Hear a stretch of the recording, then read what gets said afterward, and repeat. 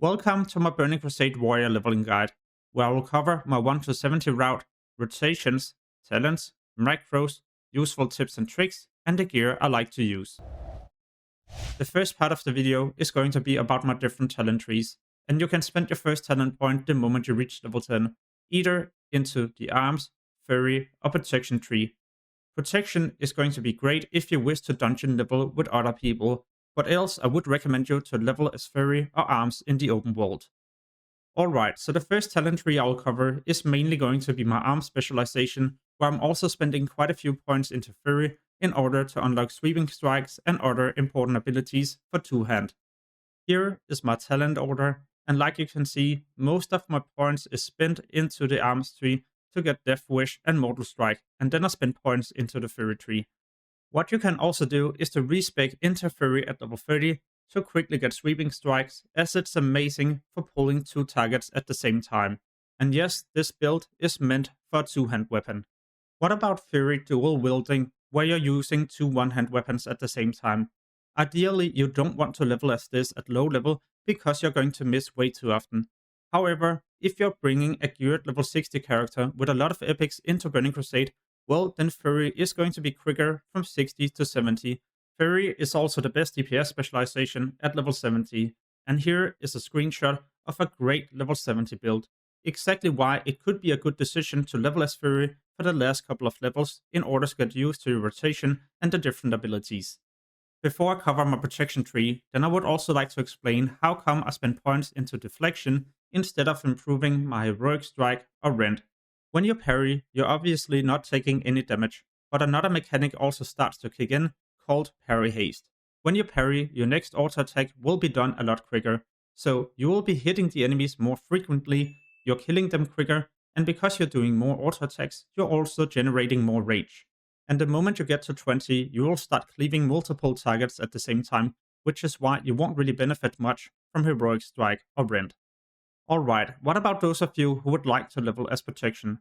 Well, this build is mainly for dungeon farming, and I gotta be honest, leveling as protection in the open world is going to be slow, so it's better to learn dual specialization and play as DPS when you're questing, and then swap back to tank when you're going to dungeon farm. That being said, you can still tank low level dungeons as arms warrior, as long as you have got yourself a shield and a one-hand weapon in your inventory. Moving on to my leveling plans. Between level 1 to 60, I'll be following my pre-patch leveling guide. You can find this in the description. The moment I head into Outland, I will instead be following my 60 to 70 dungeon leveling guide, where I'm completing important attunements, unlocking different heroic keys, and getting insane gear, so I save a lot of time, as I won't need to do this at max level. At the same time, I'm also following this amazing leveling add-on. It has been developed by the best speed levelers in the game. There's an arrow guiding you in the right direction, quest text has been shortened, you're only doing the most important quest you gotta do to level as efficient as possible. It's working for every single class, race, and faction in the game, automatically handing in and picking up new quests, telling you when and where to change your heartstone, and repairing your gear whenever it's possible, so you don't forget this. There's a free version you can download by using the link below the video, but also a full version that will work all the way up to max level. The full version also comes with a dungeon leveling guide you can follow as both factions. By using the link below the video, you will also be getting a discount, and this will help me as a content creator so I can spend more time on this passion. Moving on to my rotations, starting with low level. You would of course always like to keep your battle shout active, as the attack power is increasing your DPS by a high amount. When it comes to my rotation, then I'd like to just spam my heroic strike to kill a target quickly, but it depends on my weapon. Else, you could also be using a rend, but if you use rend, it's important you're getting the full duration, else you're wasting too much rage. What about Thunderclap? Well, in this clip I'm using it, but I gotta be honest, it's not worth the rage. It's doing awful damage, the debuff isn't great, and we're never fighting two targets at the same time anyway. By the time you reach level 14, you unlock Demo Shout. I gotta be honest, it is an amazing debuff, and it's what I'm mainly open with, as I'm reducing my damage taken by a high amount. Therefore, I also won't need to use bandages or food as often. This specific reason is why my overall leveling speed will be increased, even though I will be killing the enemy a bit slower. It will also have a bigger impact the moment you reach level 20 and unlock Cleave, as we will finally start fighting 2 targets at the same time. I know it might be tempting to just charge in and start spamming your cleave, but in my opinion, it is better to charge in, stack them together, use the Demo Shout, and then build up rage that you can spend on cleave. If you accidentally do it the other way around, then you will also quickly notice that you have spent so much rage that you gotta spend quite a few seconds before you will be able to use the Demo Shout. And as we're waiting for the rage to be built up, you will receive quite a few hits that hasn't had any damage reduction, in the end causing you to spend a lot of time using bandages.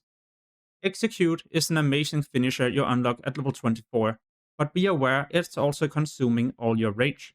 So in this case I'm at full rage and the target is about to die. In fact, I could just finish it off with an auto swing. Instead, I use execute and all of a sudden I'm back to 0 rage. Pretty bad as I'm fighting another target. What I could also have done were to get close to another enemy and use my cleave. That way I would have killed the first target, done some damage to the next one, and have maintained a decent amount of rage. This also brings me on to another important ability, Retaliation, that you unlock at level 20 with a 30 minutes cooldown.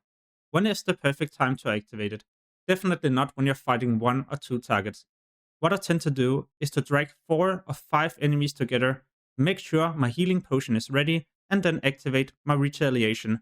The reason being that it has a total of 30 stacks, so if you pull enough enemies, you might also be able to benefit from all of those during the 15 seconds window. Like I mentioned earlier in the video, then the moment you reach level 30, you could swap into a 2-hand Fury build. The reason being that at level 30, we can finally unlock Sweeping Strikes. Sweeping Strikes last for 10 seconds or the next 10 melee hits. You shouldn't always just charge in and activate it. Instead, I would charge in, build up some rage before I activate Sweeping Strikes, so I can spam Cleave, as Cleave are now also dealing twice as much damage. At level 30 and forward, your leveling speed will also start to pick up, but you should only stick to 2 targets at the same time. I mean, there's no need to start dealing with 3 or 4. And by the way, nice Retaliation I activate right here. What a nice usage of a 30 minutes cooldown. I guess it's also time for me to talk about some useful tips and tricks.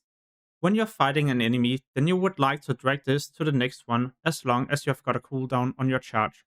Else you will spend a couple of seconds running to the next, where in this case, for example, there's no longer a charge cooldown, so I can finish it off and then charge to the next one to generate a bit of rage. But as you can see, instead of standing still like I do right here, then it's way better to kite it to the next enemy. What it also ensures is that I won't be losing a lot of rage because I'm not out of combat for a long time. What I also tend to do is to be killing enemies as I'm moving, and I use my charge to quickly get to their destination. The reason being that if you kite and you run to the next questing hub and killing enemies, then you're being granted a lot of experience compared to if you were just running and not killing anything. So this is a great method to be granting a lot of additional experience. Another thing that shouldn't be underestimated is using your charge on different critters. This is a great way to be traveling around a bit quicker. And remember, when you're charging but also hitting the critters, you're being granted a bit of rage. So these we can hit before you engage into a more difficult fight. Not to forget that you won't be able to fly in Outland until you reach level 70, so I like to use enemies and critters as a way for me to charge without taking full damage. What you can also do to prevent a lot of damage, especially when you're fighting a more difficult target, such as an elite, is to apply a hamstring. You run away whenever your auto swing isn't ready, and you get back into close combat whenever your auto swing is ready. This way, you will be able to charge in, apply a rend, hamstring, and make some distance. I would also recommend you to train first aid, as bandages is the only way you can heal yourself in combat. What you can also do is to activate your Blood Rage and then use a first aid. In the Burning Crusade, Blood Rage doesn't keep you in combat, but it still allows you to maintain your rage, so you're not losing this as you're healing yourself with the bandage. On the auction house, I'm also buying Troll Blood Potions, as these are restoring health every 5 seconds, while you're in combat as well. A great way for some self-healing. You might also want to buy some Rage Potions, as these are instantly restoring 20 to 40 rage. And not to forget, different elixirs improving your strength. There's going to be many versions as you're leveling up. Now that we're already on the auction house, then let's talk about the gear you would like to get.